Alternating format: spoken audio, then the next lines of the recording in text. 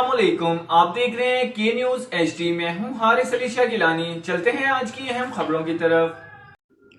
رخ کریں گے ساہیوال کا، جہاں سے رپورٹ کر رہے ہیں ہمارے ڈپٹی بیورو چیف میاں علی رضا۔ ڈی پی او ساہیوال جناب صادق بلوچ کی پریس کانفرنس۔